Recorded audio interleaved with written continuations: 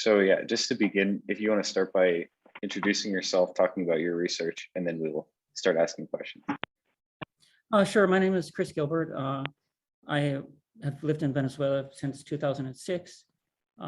Maybe it's important that I arrived here without a job, for example. I came here to participate and learn from a revolution.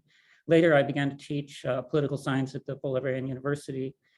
And I also, together with Cira Pascual Marquina, were creators of an educational Marxist program called Escuela de Cuadros, which you can find on YouTube right now. I can say something about my research interests. One of the things that, when I first arrived here, there was a rich discourse about communication, or we talked about a Marxist or materialist theory of communication. The community media phenomenon was very strong, and of course, Chavez was an important communicator. And so that was one of the areas where the Bolivarian process developed theory. Then later on, I became interested in a feature of Chavismo that I thought was under-recognized, surprising, because it was the most obvious feature, the reference to Bolivar and the historical memory of Bolivar. So I tried to theorize that, appealing to perhaps a surprising theoretical register, which would be Walter Benjamin, the German Marxist theorist.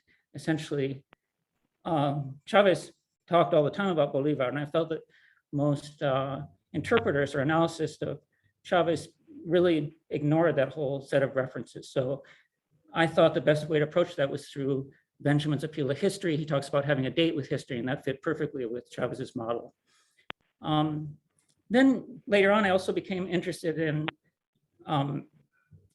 what was the programmatic features of Chavismo. I felt that people tended to present Chavez as a kind of spectacular, charismatic, iconic figure, but paid little attention to his programs. And so I was interested in the programmatic nature of Chavismo, and especially that when the program became more scientific, when it turned to Marxism and appealed to Marxism, especially the Marxism of Esteban Mestaros.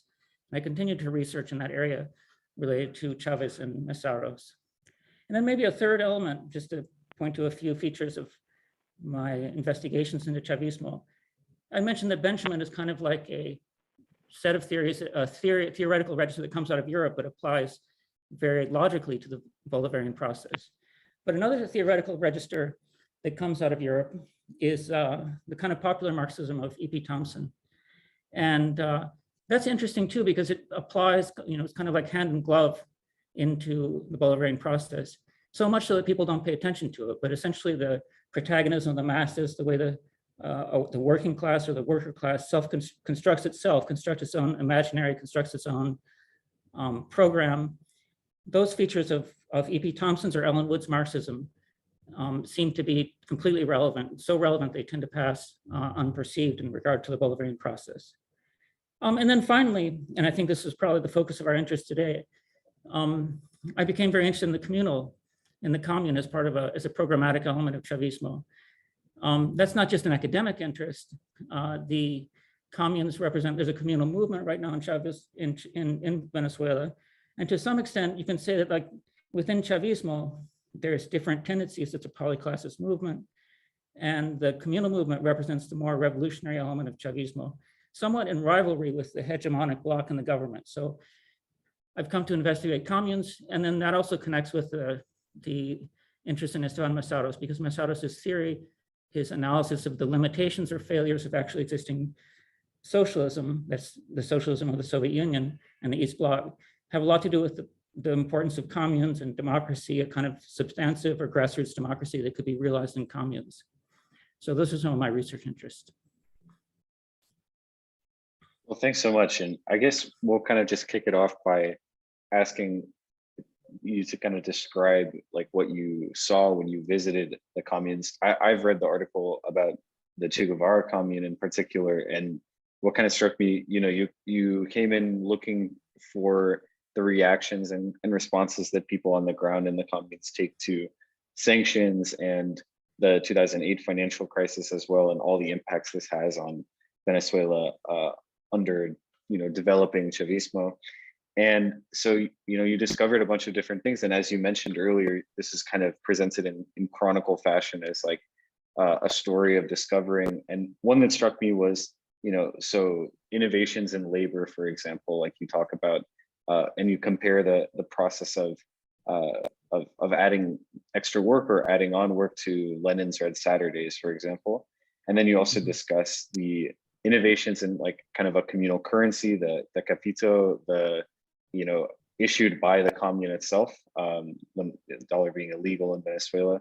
So I'm curious about these, and if you can describe more the theoretical innovations that these make on Chavismo, which you described, but also just on innovations in labor, in the communization process as well. And yeah, just curious about that experience. Sure, there's a couple of threads to what you mentioned, and one of them is the Chronicle. Why did I choose to write Chronicles? Partly that's a sense of, a chronicle is a more or less archaic literary format, but it has the virtue of kind of staying close to the ground. And another format I've used, and recently Ciro Pascual Martin and I developed this book, The President of Struggle, Venezuela, The President of Struggle, which relies on interviews. So an interview is another kind of like you get right to the basis. I would say it's responsible. In other words, you hover close to the ground and you gather information. And the same thing with the Chronicle, though of course the Chronicle has a first person voice and there's a process of interpretation as you go along. When I started to write Chronicles, the first one I wrote was about the Che Guevara, the El Maizal commune in Lara State, which is a somewhat more advanced, even more advanced commune than the Che Guevara commune. And one of the things that I found most pleasurably surprising about writing that piece or traveling to the commune, I'd been there before, but it was a more systematic visit when I wrote the Chronicle, is that it was like time travel. I felt like I was coming back to the early days of Chavismo. Many of these, you asked me what I encountered when I first arrived to Venezuela in 2006. Well, one of the things I encountered, and it's hard to maintain this in memory because like bourgeois historiography or mainstream historiography always writes certain things out of history. So it's important to live them firsthand, or if you don't have another window on what actually happened. So when I arrived here in 2006, one of the things that was totally obvious, central, important was that people were in the streets every day. It was a mass movement, popular effervescence, low politicization on every level. And you be in a bus or something, you talk to somebody about revolutionary processes or theory or something like that. So that's an extraordinary situation. Che Guevara famously said that, I think Che Guevara and Trotsky too said that a revolution is when the extraordinary becomes quotidian or ordinary. And certainly that's something I lived in 2006. So it's interesting, like right now, Venezuela is kind of quiet politically. Of course, there's the conflicts with imperialism, but there's a lot of silences, and the politicization of the public sphere is not so evident. Nevertheless, if you go to a commune or the countryside, you find this old style Chavismo, this kind of high level of politicization, protagonism, participation are all alive. So it's kind of like a happy time travel to encounter those things. And that's precisely why Ciro Pascual Martin and I, we do a certain kind of promotional or cheerleading activity for the communes here, because we feel that that's where the process could be renovated. We feel it's the radical Chavismo, the original Chavismo, and the possibility of renovating the process, of returning it to socialism, because we feel that the government has strayed from socialism. It's not clear, and there's an ongoing debate here, whether it's a tactical or a strategic move, rightward turn of the government. But in any case, in the kind of class struggle inside the Bolivarian process, on the one side you have communes and other popular grassroots movements. On the other side, you have a government that seems to abandon the socialist project. So it's useful, both from the inside, like us, but also internationally, for people in the international sphere to pay attention to that struggle. And if they're leftists, to support the communal movement to the degree that it tries to renovate the Bolivarian process. Samuel, do you want to take the next question? Yeah, so just one thing that struck me in reading this article was the concept of desprendimiento. So I was just wondering if you could elaborate on that concept and like the role that in the movement of the communes. Sure, I found that interesting because I was in this context where a very formed militant, Ernesto Cruz from the Che Guevara chocolate. There's a Che Guevara socialist production or socialist property enterprise called Che Guevara there. And I was interviewing this person, Ernesto Cruz, and he's a typical traditional leftist in some ways, formed in the traditions of Marxist Leninism and things like that. Nevertheless, he made this curious commentary about the importance of desprendimiento, and actually referring to kind of liberation theology to make the point. And his idea was that that's a central process, part of any kind of collective process. Desprendimiento would be kind of generosity or a willingness to remove oneself, to self-negation, self-sacrifice, things like that. And that, of course, is part of the legacy of liberation theology. But of course, we're in the Che Guevara commune. Nobody exemplified that more fully than Che Guevara, since he was willing to leave behind a comfortable situation. He was a middle-class person in the first place. And then secondly, in Cuba, after the victory of the revolution, he went to Bolivia, or first to Congo and then Bolivia, and died there. So it's an example of this kind of generosity, the willingness to make self-sacrifice. Of course, that's really important in any kind of communal process. One of the biggest challenges, perhaps it's less challenging in Venezuela than countries of the global north, is developing a kind of solidarious common sense. I say it's less challenging in Venezuela because there's an existing kind of, it's like a palimpsest of pre-existing traditional society continues to operate in a latent fashion here. And among the values of any traditional society is going to be solidarity, self-sacrifice, reciprocity. So those things can kind of be reactivated in Venezuela and other countries in the periphery. But it's very important in any kind of communal process, perhaps more important even than the legal, like a commune should be socialist, should be social property. The means of production in a commune should be social property. Nevertheless, social property, so it's not, if it's not going to be simply words, it's got to be accompanied by a kind of solidarious cosmovision, to put it that way, and a set of behaviors, kind of like spinal level behaviors. And I would maybe call that like you need a hegemony of a kind of communal common sense. You need to develop a common sense that would replace capitalist common sense, which would be egoist, selfishness, egoistic, self-promotion, self-advancing, things like that. So that's obviously very important in a commune. And maybe coming full circle to the writing a chronicle issue is you can discover things like this. The elements that are theoretical necessities in communal construction or socialist construction, you can actually discover them empirically operating in a given context. Right, that's fascinating. And what you said about this like pre-existing base of like the traditional societies, that there might be something to be like reawoken there. That reminds me of a conversation we had a while ago, speaking about indigenous and socialist movements in Peru. So is that sort of what you're referring to, like the structures of maybe like indigenous societies in countries like Venezuela? Or yeah. Absolutely. Peru is a good example because I'm very interested in what you could call romantic Marxism. That can be a confusing term. When I say romanticism, I don't refer to romantic love or anything like that. What I mean is romanticism in terms of a critique of modernity, emerging in the 18th century in Germany, Britain, France. Essentially, the idea was that by going to the past, you could have a critique of modernity. As I said before, I was saying that Walter Benjamin or E.P. Thompson fits like a glove on the hand in Latin America. The theories are so adequate that that sometimes it can be, people can just not pay attention to it because it's so obvious. But the same thing with a certain kind of revolutionary romanticism. When you look at Latin American societies, they're palimpsests of different modes of production. And people would say that even the very stages Marxism, there's a Marxist theorist, Federico Brito Figueroa, who did a long-term analysis of Venezuelan, or the territory of Venezuela. And he pointed out the time he was writing, which was 1960s and 1970s in Venezuela, that there were like 5 modes of production still operating in the country. And then you can have actually kind of primitive, but primitive communitarianism among some indigenous groups like the Yanomami in eastern Venezuela.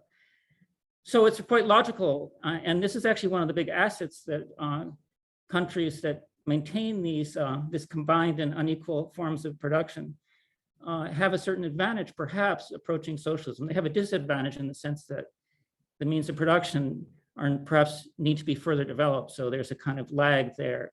But on the other hand, certain solidariousness and a certain worldview is already implicit in the society and just has to be reactivated. And I want to come back to Peru because the classic thinker in that case is Jose Carlos Mariátegui. Mariátegui is a fascinating, unfortunately short-lived Peruvian Marxist. And he looked at Incan society and referred to Incan society as a kind of original communism because the land was not privately owned. And so there's kind of, he recognized that you could return to that or appeal to those pre-existing social formations in the construction of socialism. In Venezuela, maybe that's not so thoroughly investigated, probably because of the kind of shock treatment that arrived here when petroleum culture.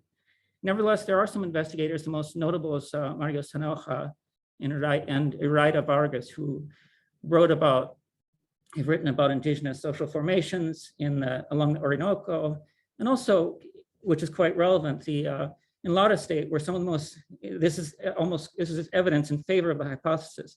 In Lara State, which is like central West Venezuela, that's a place where there was a rich indigenous society called the Cacatia. And it's interesting that precisely there is where a lot of these cooperative communal projects still persist. So that speaks for the viability of the hypothesis. Yeah, we had a great conversation earlier this year with a professor on Mariátegui, and that was like Samuel and I both kind of discussed that similar process of kind of the indigenous roots for the communization process. I'm curious, maybe like extending from what we've talked about a little bit, about you were discussing kind of how this represents potentially a response to the rightward turn in the government in Venezuela. I wonder if you can describe a little bit with that, the kind of, you made an allusion to it earlier, of the relationship between the government in Caracas with the communes and kind of how this works with decentralization of the Bolivarian process. Yeah, well, let me talk about what I call the rightward turn, just to give it a little bit of substance. One thing is, so Chavez dies in early 2013, and Maduro becomes president. First, he's kind of acting president, then he wins an election. And there's also a number of things that are happening nationally and internationally at that time. Shortly after Maduro becomes president, the prices of petroleum go down. But even before that, there's a kind of attack, you could say, against Venezuela from the financial sector. Essentially, the financial sector decides to not extend credit any longer. Curiously, it coincides with Chavez's death, and you can wonder whether that was calculated that way or if it's just a coincidence. And to a certain extent, it was going to happen, because when there was a kind of commodity super cycle in the first decade of the 20th century, affecting gasoline, gas, petroleum, oil, but also affecting other commodities. And Venezuela indebted itself kind of on the basis of that petroleum super cycle, the commodity super cycle, especially the high petroleum prices. And then eventually that bubble is going to come down, but the international financial world chose a certain moment, which curiously coincided with the death of Chavez. So as you enter into the second decade of the 20th century, the government starts to turn to the right. In what senses does it turn to the right? Perhaps the most obvious thing in our lived reality here in Venezuela is liberalization of the economy. You know, before, under Chavez, there were a number of things that were not commodities at all. So education, many services were taken out of the housing, was taken out of the commodity. For many people, was ceased to be a commodity. And then there were price controls too. And those price controls gradually fell away under Maduro's presidency. And there was a process of liberalization of money and even dollarization, more or less overt dollarization. Of course, dollars circulate here, not officially, but part of the dollarization process is just indexing prices or using it as a unit of account in daily transactions. So that's one element. But another, just as tragic, would be the fact that the government turns less and less of the people. You know, one of the Chavez's key mantras was participation and protagonism of the people. So the government under Maduro, and I believe actually in the last years of Chavez, ceased to appeal to popular participation as fully as it had previously. So I think that the truth is that in the last couple of years of Chavez's presidency, there was less appeal to popular participation, more of a top-down relationship. But for me, for example, and a gruesome element of this rightward turn is the form of policing that exists. There's kind of like militarized police that enter into the barrios to presumably fight crime and fight drugs, but as we know, they generally are fighting against poor people too. So that's part of what I call the rightward turn. And a clear case, if you want a crystal clear example of this kind of rightward turn, is when there were parliamentary elections in 2014 or 2015, I can't remember which exactly, but the opposition won the majority of the parliament, the National Assembly at that time. And the response of the government to that electoral loss was, and this is interesting, and almost nobody paid attention to it, was to blame the people for it. They talked about the ignorance of the people. I think that's absolutely the wrong attitude. When you lose an election, you should reflect on why the bases have abandoned you and not assume that they're ignorant. You might assume that they have programmatic reasons for not voting for you. So even though Chavez, for example, Chavez lost an election in 2007, lost the constitutional reform election, but he had the maturity to ask himself the question of why he lost instead of blaming the people. So among those different things, that some of them were the economic element, there's the security, I guess I should use that with scare quotes on it, the form of policing that's done. And then there's the political element, like writing popular participation, popular protagonism out of the process. All those things point to a rightward turn. Now, the question is, how do you now analyze that rightward turn? Some people would say, oh, well, it's necessary. It's a necessary rightward turn because of the attacks of imperialism. And many people explicitly or implicitly appeal to Lenin's NEP, the new economic policy. They say, look, Lenin established market relations after the Civil War got under control in the fledgling Soviet Union. So many people appeal to that kind of thing. But whatever it is, it's had a very damaging effect on political consciousness. It's had a very damaging effect on people's lives, because I would think that there could have been a different way to approach the sanctions. The sanctions and the blockade are a very serious, real problem that everybody should reject. In other words, like the sanctions, the sanctions are terrible, and we should all criticize them and do what we can to end them.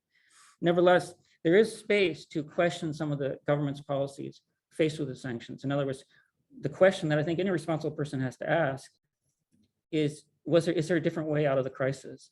In fact, that's why one of the things that we initially did in the second decade of the 20th century, especially when the crisis got very grim around 2016, was to begin to interview people and ask them what they thought should be done. And so that was interesting to us, because while we felt the government was not appealing to popular participation, was not treating people as active agents, we decided to actually try to listen to them and listen to their hypotheses, what they saw as a revolutionary socialist way out of the crisis. So that's in some sense the origin of the book, Venezuela, the President's Struggle, because we collected these interviews and we saw that there was a kind of popular consensus about how to come out of the crisis in a way that didn't involve liberalization, didn't involve the rightward turn.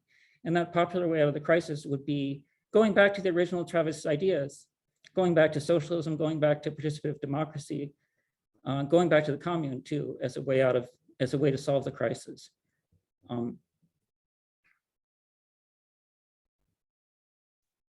Yes, Samuel, do you want to take the next one?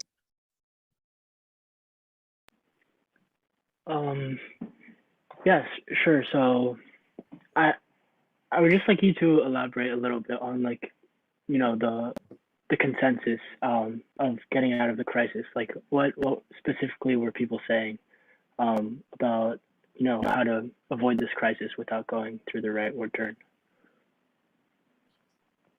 Yeah, well, I mean, for example, some of these things connect with people's, you know, when there's a crisis here in a Latin American country where there still is subsistence agriculture, for example, people will turn to subsistence agriculture naturally.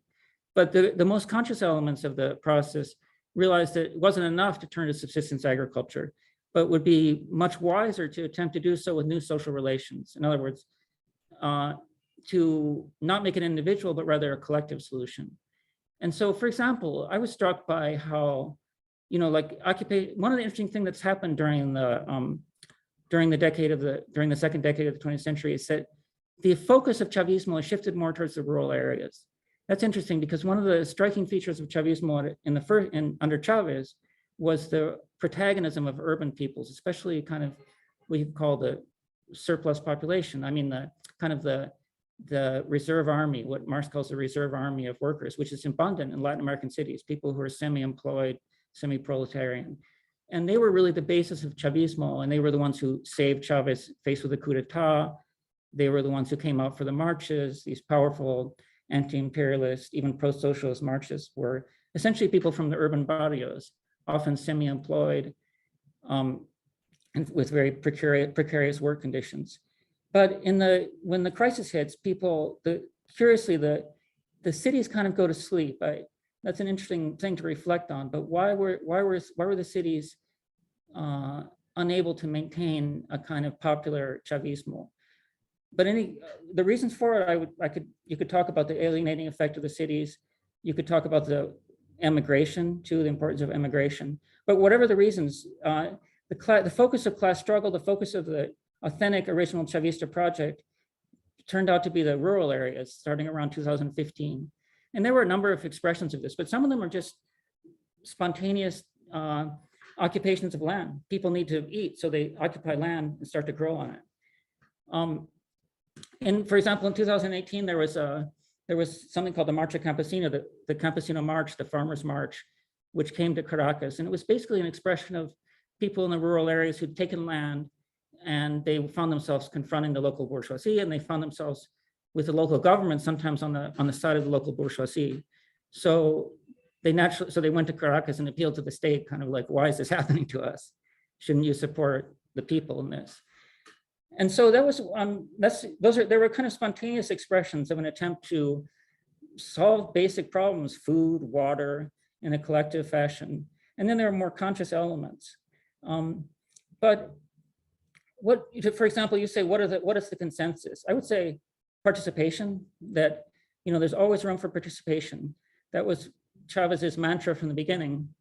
And even before he took power, he put great emphasis on popular sovereignty, on the activity of the masses, on self-emancipation, which, by the way, is one of Marx's first Marxist ideas. You know, if you see Marxist thinking developing in the 1840s, he has this important shift away from the young Hegelians in these letters to Arnold Ruge, in which he talks about the self-emancipation of the working class. So when Chavez talked about self-emancipation, popular participation, and popular protagonism, whatever he was thinking, he was being a good Marxist, spontaneously being a good Marxist. So I think part of this popular consensus was that participation, people are not just passive victims, they're also agents, and they can develop their own solutions. And then the sense that one should go back, a kind of vague sense sometimes, that one should go back to Chavez. One should go back to Chavez's original ideas. And then, of course, and this is kind of the linchpin of the whole left project in Venezuela right now, is to go back to the commune. The commune is something Chavez proposed initially around 2009, and it came on the heels of a number of different experiments. It's maybe worth thinking about some of those previous experiments. But the popular movement seized upon this legal format, this idea that Chavez had thrown out in 2009, 2010, and that the current government seems to be paying little attention to. And they seized upon this as a way of coming out of the crisis. And the communes at work point to that, how that is a successful solution. You know, so you look at Maizal commune, and the people who have achieved community organization live much better than their neighbors. So it shows that these communal solutions can work, can be an alternative solution to the crisis.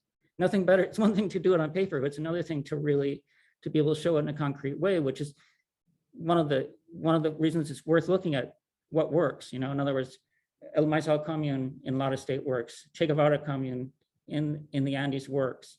Luisa Cáceres de Arizmendi commune in the big city of Barcelona here, Barcelona in the east of Venezuela, that also works. So a concrete example is better than 1,000 words, and it proves that there is a different way of coming out of the crisis.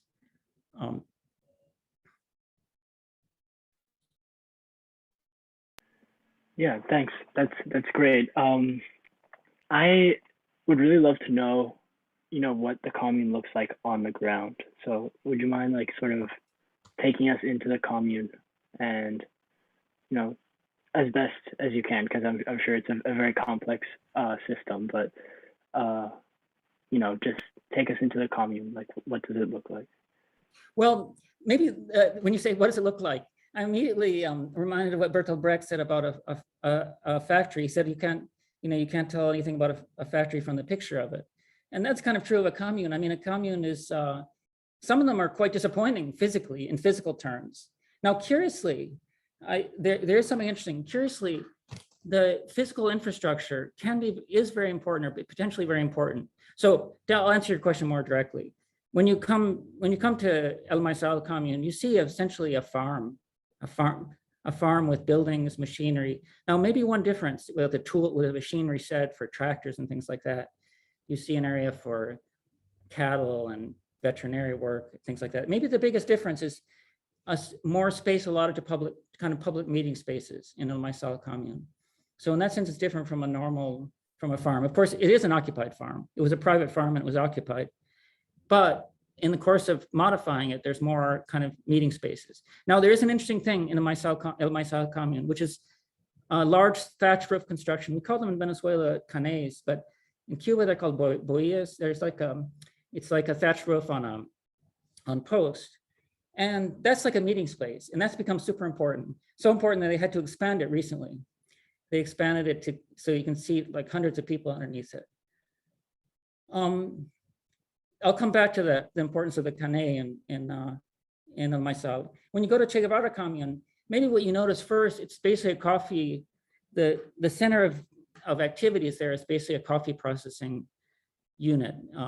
And there's coffee roasting drums, a giant machinery, I call it cyclopedian machinery, that takes up that space, and it's really noisy, so you have a hard time even talking around it. And then there's there's greenhouses outside of the space, and there's some experimental air drying spaces for treating coffee. And then just like Che Guevara, just like El Maizal commune, there's a big meeting spaces that developed above the coffee processing unit. And then I recently visited a commune in Cumanacoa, which is east of Venezuela. It's considerably less advanced. It's called Cinco Fortalezas, 5 strengths. And they're really in bad shape economically, but they have this, they also have their thatched roof space, which they call the mandala. And you can think that's really kind of like hokey or whatever, but the importance of these spaces that they call, there's this idea that was developed in Brazil of Mística, Mística Revolucionaria. The Mística is kind of like revolutionary spirituality. And again, you can kind of laugh at this. You can consider it kind of hokey or cursi, as we say in Spanish, or in Venezuelan Spanish. But these things are immensely important, because if you don't have a space, a meeting space, or some kind of symbolic way of registering your project, of registering social solidarity, what looks like you just have a scrappy farm. It's like a scrappy farm with like a mangy dog and a half-working tractor. But if you have a space where you can all get together and think about the project together, and there's some kind of symbolic register to point to the future, to point to a socialist future, that takes it away from, that points to the transitional nature of everything. In other words, I think one of the big challenges of a socialist transition is precisely that it's a transition. You can't do everything at once.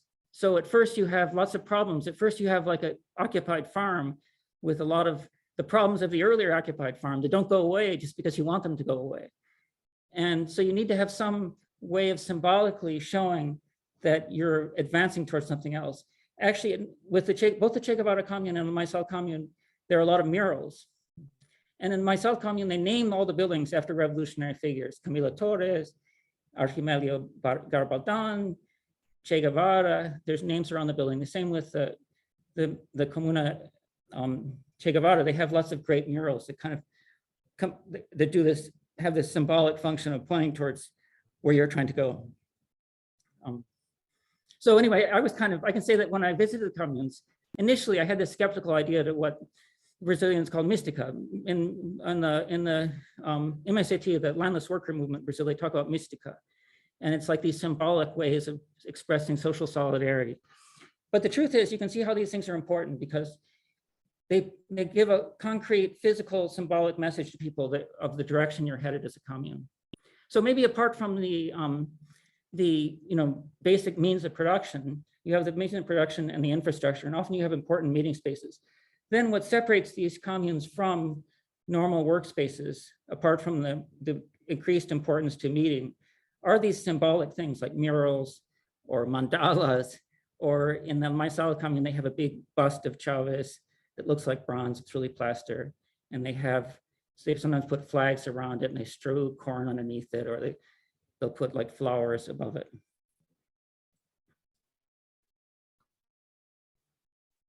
Yeah, thank you. And thanks for that description as well. I'm kind of like building a question off of that. I'm kind of curious about how, like, you were making these comparisons, these kind of trans-historical comparisons to the NEP of Lenin, and as well, like, discussing actually existing socialism and kind of how you studied that in order to kind of make comparisons with the socialist transition in Venezuela.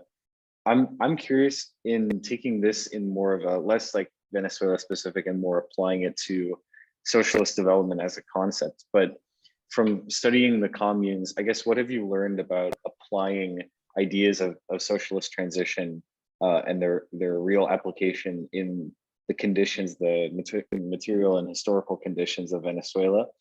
And also, what kind of insight has it gleaned about the different debates? Because when you were talking about, for example, the shift and the debate about the crisis and making these comparisons to the early Soviet Union, it was making me think about, like, I feel like we use the Soviet Union as our frame of analysis and our frame of reference to think about socialist transition all over the world.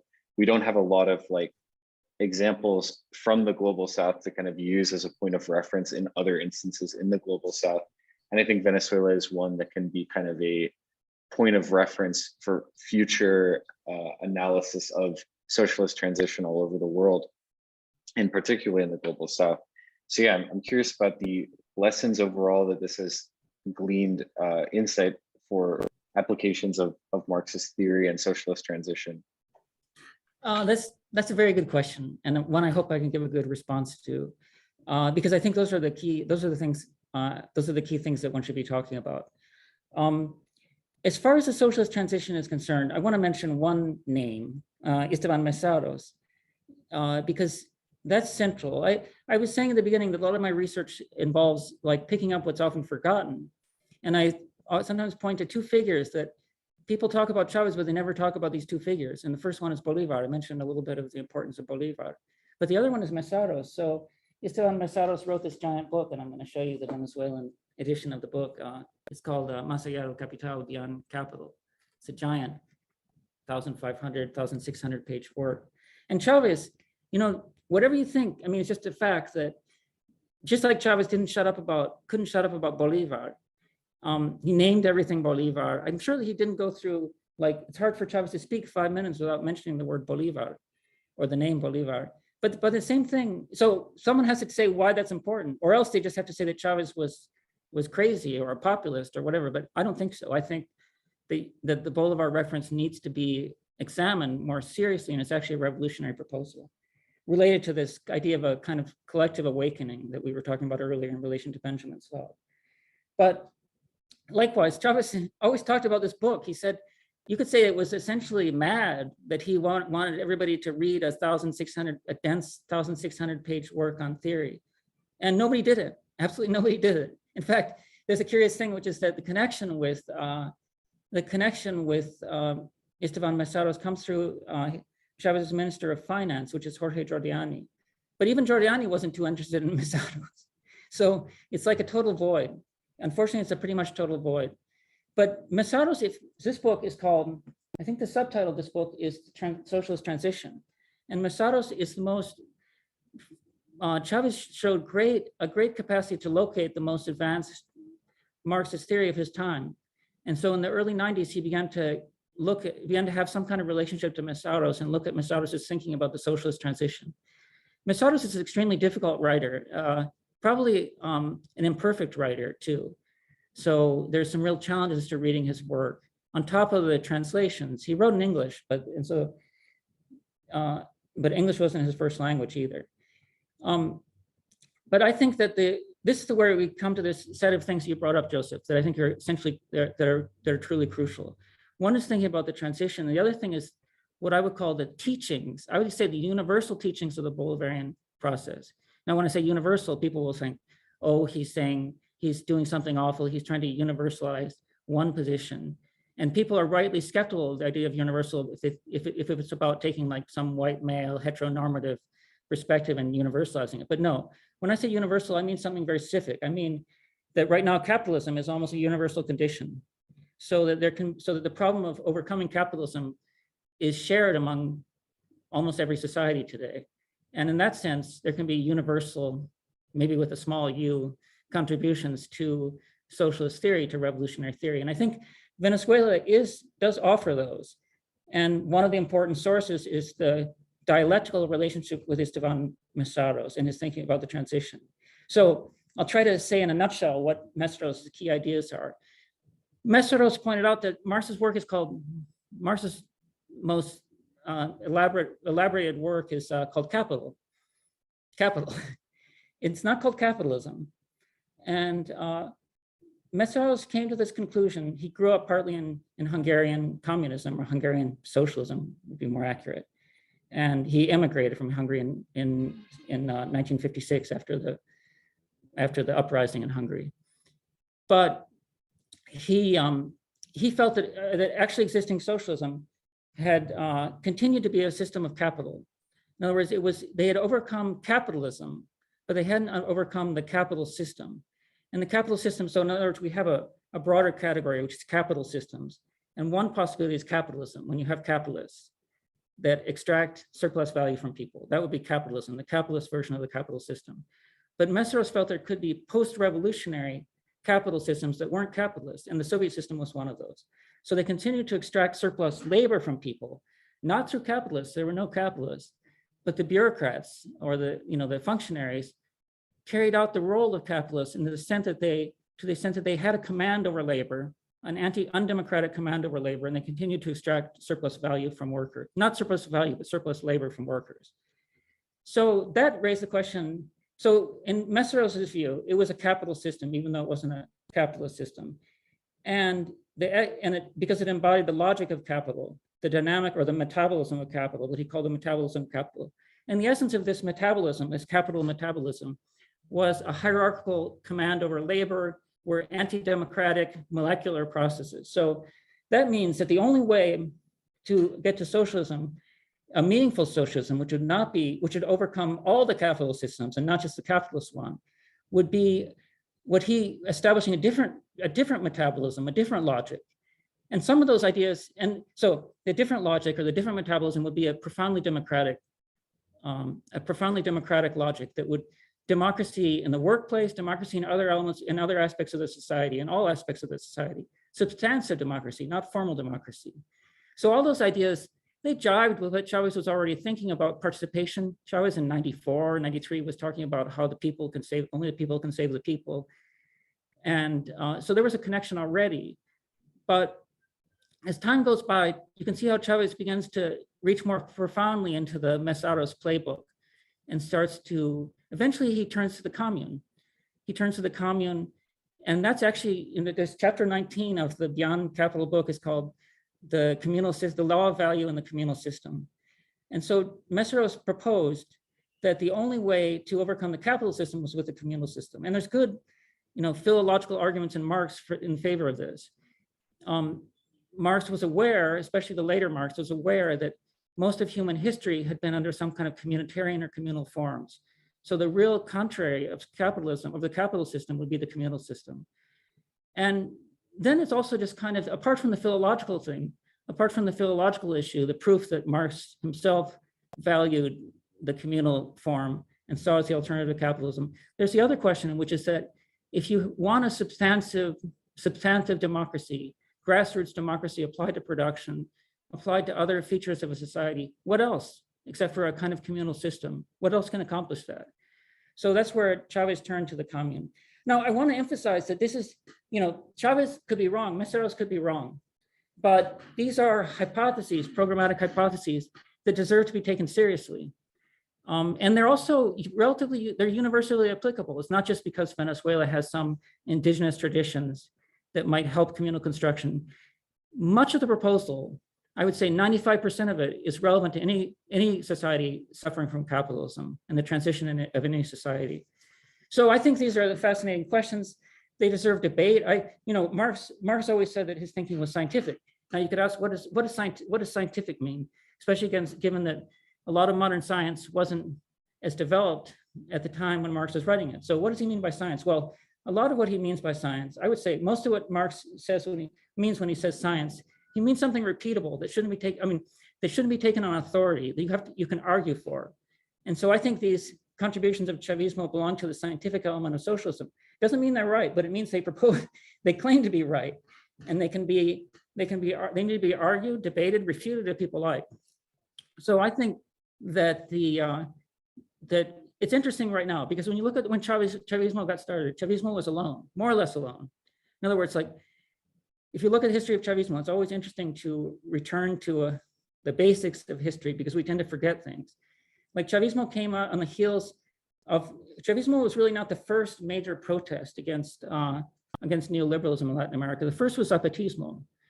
And the whole 1990s was kind of dominated by what we call movementismo, an emphasis on social movements, a relative lack of interest in political power. And then as Chavez comes forward and does that time surprising move of deciding to take power through elections. And so that's an important step. In 1999, 2000, he takes power. And then in 2002, there's the coup d'etat attempt, and there's a response to it, the popular response to it. And then Chavez declares socialism. He picks up on what the Social Forum said, the World Social Forum said, another world is possible. You all are too young probably to remember that moment, but that was kind of like the slogan that dominated the turn of the century. Another world is possible. And Chavez said, another world is possible if it's socialist. So he built on these, he added this new step to the thinking. But what's interesting is that then he put socialism on the table, and he made a programmatic proposal for how to get to socialism. So I think what's interesting is when Chavez was alone, when Venezuela was relatively alone, there was Cuba holding out nearby, but basically Chavismo was alone. Now there's a time in which there's a worldwide interest in socialism, at least nominally. In the United States, there's an interest in socialism. Many young people are in favor of socialism. So now, in a sense, there should be a big audience for learning from Chavismo. And I say that because I don't think Chavismo is some poor relation. In fact, it's like, to use the family metaphor, the poor relation arrives at your house. No, Chavismo in some sense is more advanced. In other words, like, that's one of the things that we are trying to position the left of Chavismo.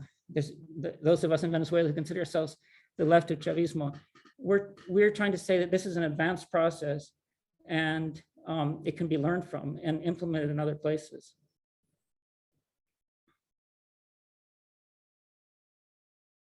Yeah, Samuel, I don't know if you want to ask the next one. That was a really great answer, and thanks so much for answering that question. Yeah. So going back to this figure of Bolivar,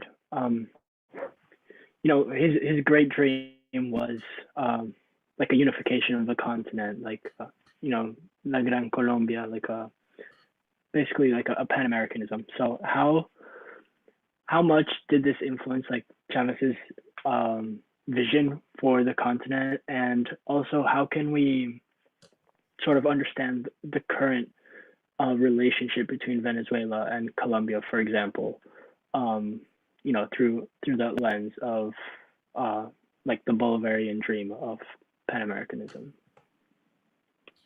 Very good, a very good question. I would say that as far as the influence of Bolivar and Chavez's thinking about international relations, about continental integration, I would say that Bolivar is absolutely central. And this is, of course, part of the, I was saying, if you look at what I struggle against is revisionism.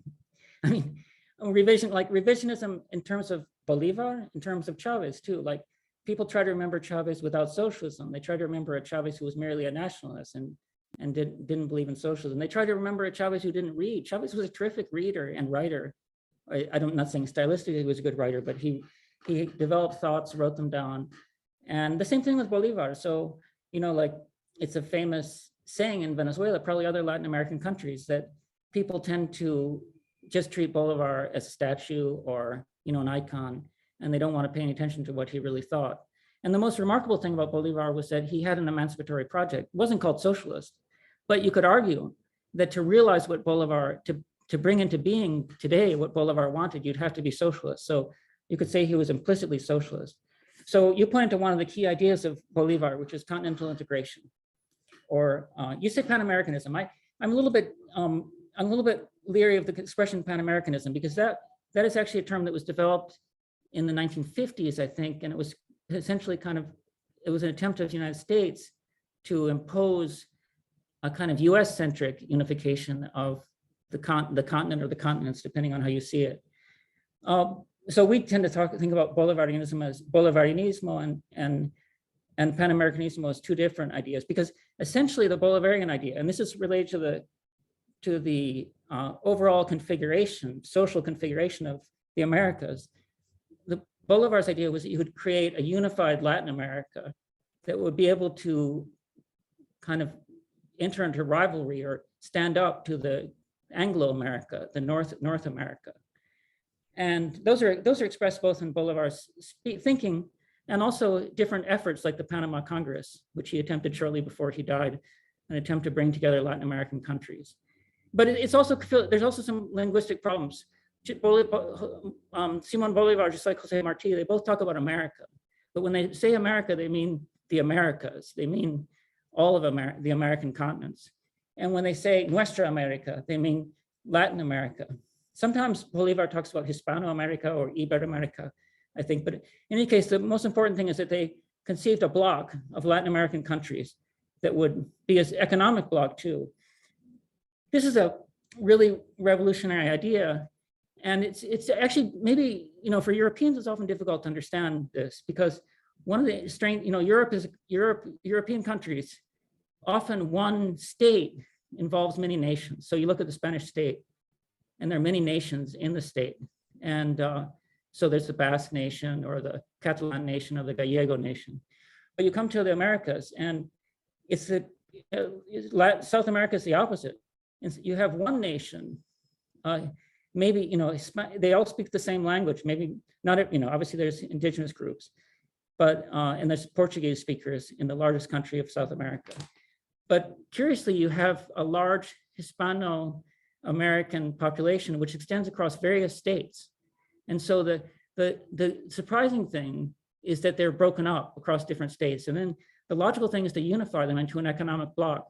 The truth is that unification is not simply a patriotic or nationalist idea, it's also an economic one. Because if Latin America were unified, it would not be so dependent. A lot of the fact that North America was able to dominate Latin America and the rest of the world right now has to do with the fact that it was unified. And that made it the country, the metropole in the region rather than the dependent countries. So Bolivar's idea would have created a different sort of economy for the whole region, would be to unify all of Latin America, one nation under one state form. And that would have created a more powerful economy that would have represented another destiny. Now, when I talk about Bolivar, I say all these things but because one of the most important thing about Bolivar is he did not succeed. He did not succeed in his emancipatory project. The independence of the different republiquetas, the different little republics was achieved, but the larger emancipatory vision, which involves the end of slavery, which involved a different kind of economy, in which Bolivar said things like the greatest sum of happiness will be the effort, would be the goal of things. All those speak to a kind of emancipatory vision that he was not able to realize. So that's why Chavez, in this Benjamin-esque sort of turn, goes to Bolivar and says, we have a date with this person. This person gives us a mission. It's like saying, this is your mission. Your mission is to go forward with what I couldn't do in my lifetime. So that's where Bolivarianism comes in. It continues to be a revolutionary idea. And you know, one of the things Joseph talked about, asked me about the transition to socialism and the relevance of Venezuela to the present moment. I think that if you look at one of the axes I have to grind is the following one. It's that right now, people talk about a return of the pink tide to Latin America. They talk about, it's true, leftist leaders are coming back. Boric in Chile, Pedro Castillo in Peru, quite possibly Petro will be the new president of Colombia. Quite possibly Lula will be a new president or return to the presidency of Brazil.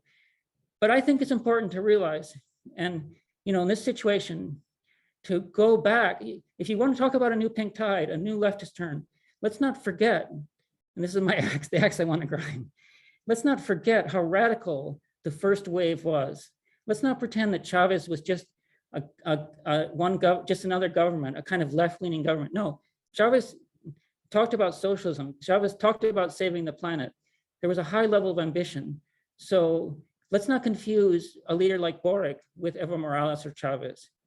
There was a very high bar set.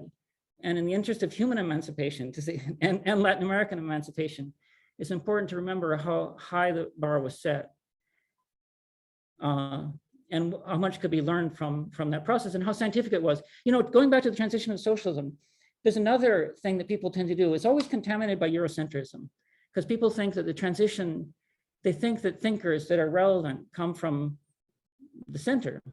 But quite often, and one of the victims of Eurocentrism is Mao Zedong, because that was actually an amazing effort to build socialism. And I think that the thing that really needs to be studied is the Cultural Revolution. And it was informed by a critique of Soviet socialism, in which I would say they're 95% correct in their critique of Soviet socialism. So, Mao Zedong and the Maoists, to speak more fairly, the Chinese Maoists, are the first victim of Eurocentrism. But another victim of Eurocentrism is Venezuela or Bolivia, these countries that made real efforts to advance towards socialism. And to the extent that people don't take their theoretical contributions to that project seriously, it's because they're falling into a kind of Eurocentrism, I would believe.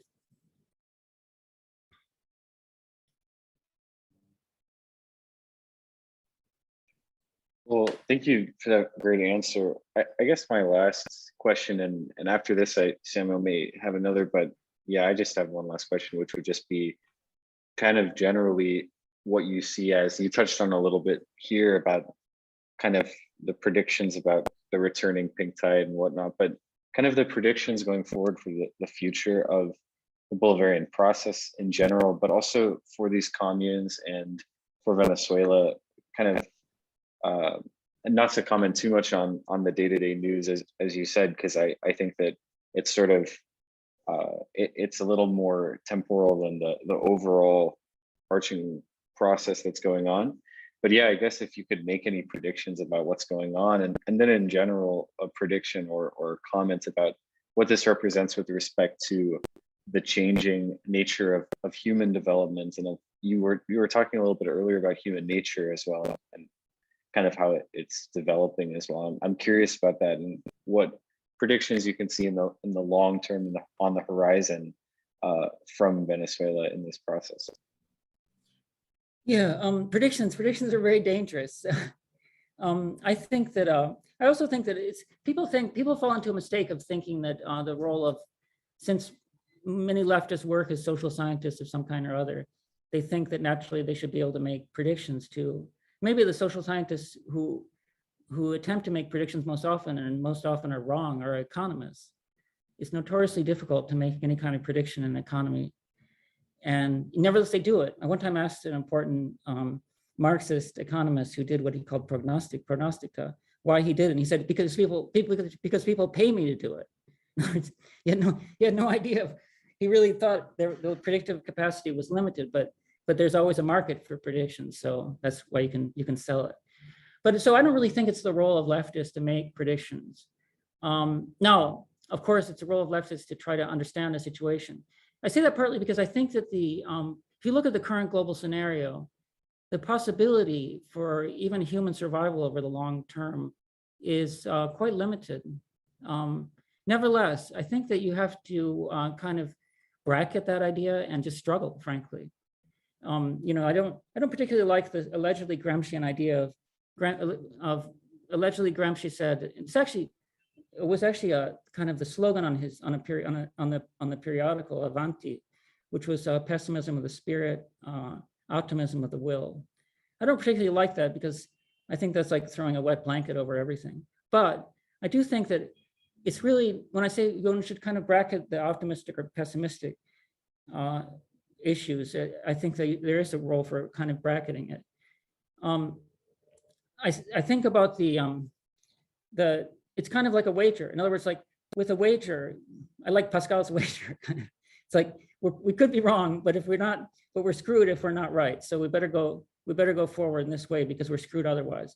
And if you think about that, like right now the world is screwed if people continue to go forward with fossil fuels. So, it's like anything short of but beyond fossil fuels is the change of social relations that would make a non-fossil fuel economy possible. So basically, only the more ambitious project, which is a socialist revolution, a communist revolution, that's the only viable way forward. So that's where we should be optimistic. Everything else is pessimistic. The only possible thing is a radical change in our way of living, a radical change in our social relations. So in that sense, I'm optimistic about the Venezuelan communes. I try to bracket the idea of whether they'll succeed or not. Like the truth is the working communes are very few. And so you can't say it's mostly like a hope, a seed that could turn into something. But to point to it being hegemonic in the near future is unlikely. Touching earth a little bit, coming down to earth a little bit more in Venezuela, I think that, I mentioned that some people think the government's rightward turn is tactical, other people think it's strategic. I'm kind of agnostic about that because I don't think it matters. I think that regardless of whether what the government is thinking, so let's say the tactical idea is this, to present it in kind of cartoon terms, the tactical idea is that Nicolas Maduro would really like to turn to the left, but the conditions won't allow it. He's surrounded by a lot of right-wingers. The bourgeoisie has him under fire and the imperialism has him under fire. So he needs kind of the popular movement to raise its head and make it possible to turn to the left again, make it possible to recover socialism. So that's one idea. I present it in kind of like cartoon terms. The other idea is that no, some people say, no, it's a strategic change, that Maduro actually represents a new emergent bourgeoisie, that many of the ministers and other actors in the government actually have businesses and they follow business interests, and their class interest is not socialist. And so it's a strategic turn. But the reason why I say this is kind of almost a scholastic issue right now, because regardless of what you think, regardless of which model you use, the only thing to do is organize the grassroots bases and try to do so with a high index of autonomy. But even assuming the first case, assuming that Maduro wished to turn to the left and was unable to do so because of the correlation of forces, even in that case, you would need to organize the bases autonomously with a high degree of autonomy to pressure the other factors. So I think the task here is communal organization, is trying to recuperate the grassroots movement with participation, with all the early ideas of Chavismo. And then we see where to go forward. Of course, this is like a dialectical thing with the continent, and the continent and the world. When I meant to say, when we were talking about Bolivarianismo and the new emergence of the pink tide, it's again, this is a question of memory. Imagine what an internationalist Chavez was. Imagine what a Latin Americanist he was. Imagine how positive, as a rule, though not always, the relationships with Colombia were. He understood it to be the Patria Grande, the Gran Colombia is the objective. And right now, under Maduro, you see how they tend to fan conflict between the two countries. And a certain conflict with the government is perfectly logical. The government of Colombia is fascist, essentially. But the Colombian people is another matter. And Chavez was always aware that the Colombian people, it's one people spread between two countries, or spread between more than two countries. But the Colombian people and the Venezuelan people are one people. And so it's extremely foolish to fan any kinds of flames of divisionism, of chauvinism there. So when I think about the new pink tide, let it be internationalist, let it be Latin Americanist. Let's think about the Patria Grande again. That was the high bar that Chavez raised with extraordinary results. It's hard to imagine right now in this quiet Latin America that we live in, or more quiet, what it was like to have this, the continent in movement as it was perhaps in 2008, 2009, something like that.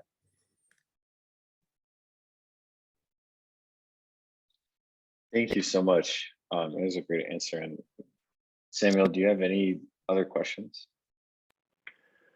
Well, I did have just like a small question about, well, you did mention the upcoming elections in Colombia. So I was just wondering your thoughts on how like a Petro victory might open things up for Venezuela in the future, like a change in the relationship that might make new things possible for Venezuela. Yeah, I think I really speak, if I, to the sense, let everything I say right now be taken as a bit of speculation, since I do follow Colombian politics. I followed it more in the past. I follow it less closely in recent times.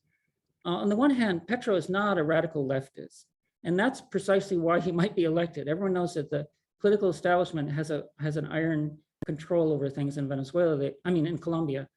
They commit fraud when they need to. There's an extremely low voter turnout. And so if Petro becomes president, that will be partly because he was permitted to become president, because unfortunately Colombian history points to even surviving to get to the president's seat is sometimes a challenge. That doesn't mean that Petro's being elected would be meaningless. In fact, Chavez came to power through elections because he was permitted in some way or another. Even some banks in 1998 thought that Chavez was a better option for Venezuela. And he had a part of the oligarchy on his side. So the fact that a part of the enemy thinks you're okay is not necessarily a death sentence for a leftist candidate. So basically my idea about Colombia is the following. I think that Colombia is every country is unique, but Colombia is a unique or extreme case of a country dominated by US imperialism. And the number of military bases there, the size of the army, the size of the armed forces is giant. And a lot of that's simply bankrolled by the United States and Plan Colombia. And so any window in Colombia is extremely meaningful for the continent, for the world, for the continent. So if Petro can just open up a small window for Colombia, that would be a giant breather for the Colombian people and for Venezuela, for the neighbors too. No, that doesn't mean that Petro is, again, if Petro gets in power, that doesn't mean the country is going towards socialism. That means that the leftists, the grassroots movements will just have another scenario. They'll have to go on struggling. But I do believe it could be meaningful precisely because of the extremely rigid nature of Colombian politics. The fact that, look at Colombia, the same names dominate the country for the last 200 years.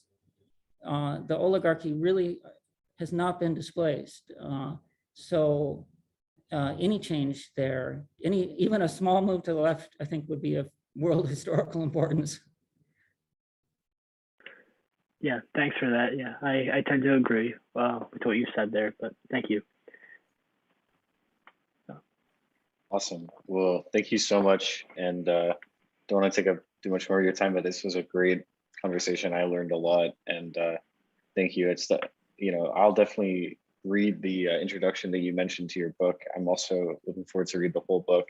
So it's on my list, but yeah, thanks so much again. And I think the work you're doing is really incredible. So definitely. Yeah, thanks for joining us. Yeah. Thank you. I'm happy that people are interested. I think it's important, this kind of initiative that you have undertaken. I thought you were going to ask me about any other recommended readings, and oh yeah, so, well, this is our typical conclusion question that we ask. Yeah. But yeah, actually go ahead. Sure, I would like to suggest, and contrary to what people often associate me with Venezuela analysis, and I'm not part of the Venezuela analysis team. Therefore, my plug for them is all the more meaningful. I'm going to plug the Venezuela analysis page. I think it's actually a very good project. Obviously, it helps English speakers to have that window on it, but it's also a source that is, I think, beyond just being a source on Venezuelan English, it's also a very sophisticated, fact-checked source that I would recommend heartily. And apart from my own books writing, I would actually recommend George Ciccarelli's. He has 2 books about Venezuela that I would recommend. The most important one is Building the Commune. And there's also one, We Created Chavez. Both those books are a pleasure because they're well written. They also, I like them because they err on the side of optimism. It's always good in a certain circumstance.